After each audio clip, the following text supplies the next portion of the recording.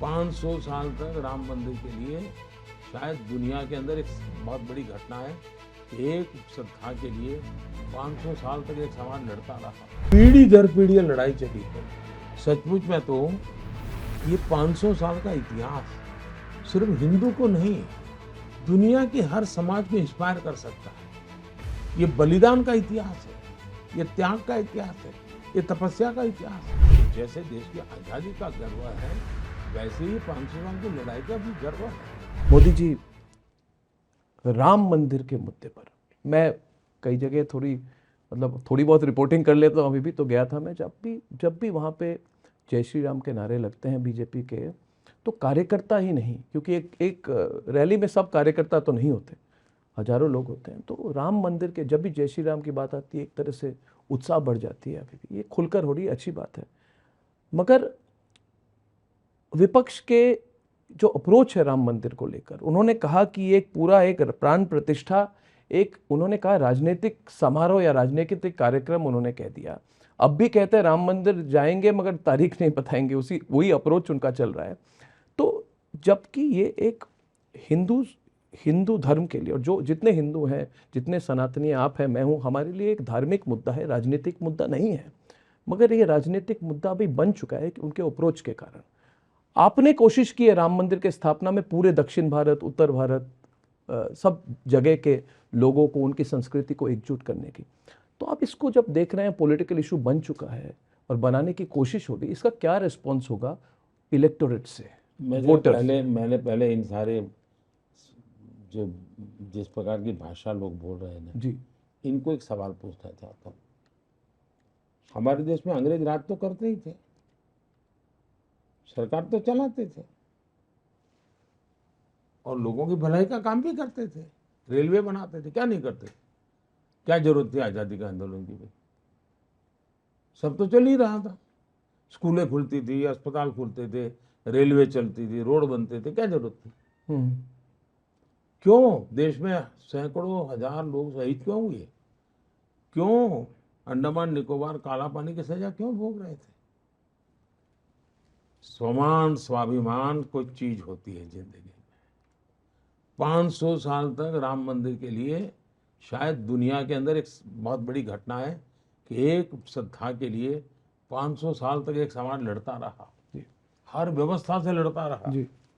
और मंदिर बना करके रहेंगे ये संकल्प, पीढ़ी दर पीढ़ी ये लड़ाई चली है।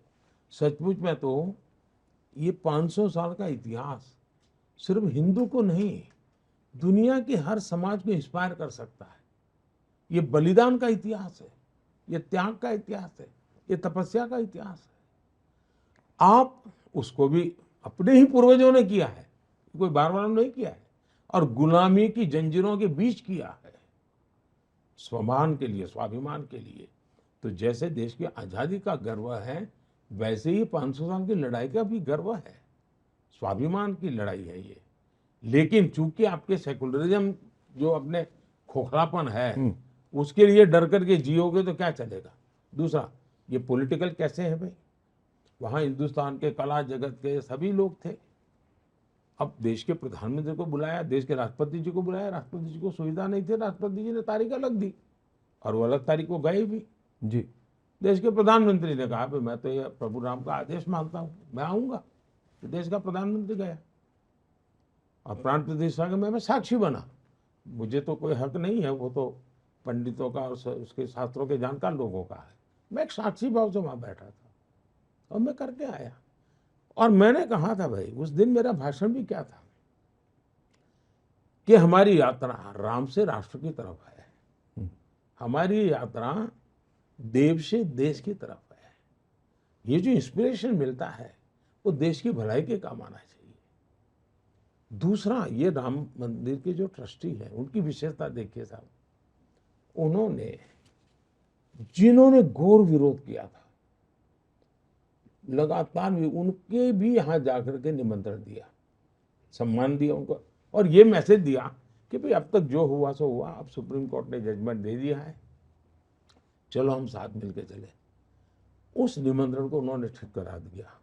दूसरी तरफ ऐसा ही निमंत्रण उन्होंने बाबरी मस्जिद का केस लड़ने वाले राम मंदिर के खिलाफ अदालत में सुप्रीम कोर्ट तक लड़ने वाली दो दो तीन तीन पीढ़ी जिसकी लड़ती रही, वो इकबाल अंसारी, उनको भी निमंत्रण दिया। तो उन्होंने कहा भी अब सुप्रीम कोर्ट का जजमेंट आ चुका है, अब मेरा गिला शिकवा कोई रहता नहीं है, और वो स्वयं प्राण प्रतिष्ठा के कार्यक्रम में आकर के बैठे। बैठे बैठे बैठे। इतना ही नहीं, उन्होंने उनका जो गनमैन है जो हिंदू है, तो उन्होंने एक बाजार से राम मंदिर की प्रतिमूर्ति खरीद कर उसको गिफ्ट दी इकबाल अंसारी जी ने।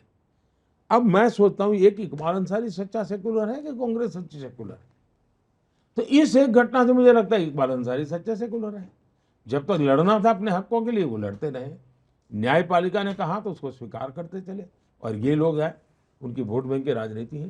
तो देश इकबाल अंसारी को भी देखता है और शाही परिवार को भी देखता है और मूल्यांकन करता है कि आप इसको ठुकरा दे। राजनीतिकरण आपने किया है, वहां एक शब्द बोला नहीं गया है किसी के खिलाफ।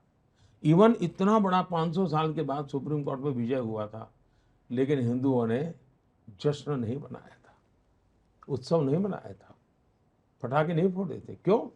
हम किसी भी समाज को दुखी, किसी को पराजित, और मेरा तो उस दिन स्टेटमेंट था और औरों का भी था कि ये जय विजय का विषय नहीं है, ये सबको जोड़ने का अवसर है। ये तो जिस दिन राम जन्मभूमि का जजमेंट आया उस दिन भी सबको जोड़ने की बात हुई है, लेकिन दुर्भाग्य है कि कुछ लोगों को इस प्रकार की प्रवृत्ति के बिना अपनी वोट में बिखर जाएगी, इसकी चिंता है।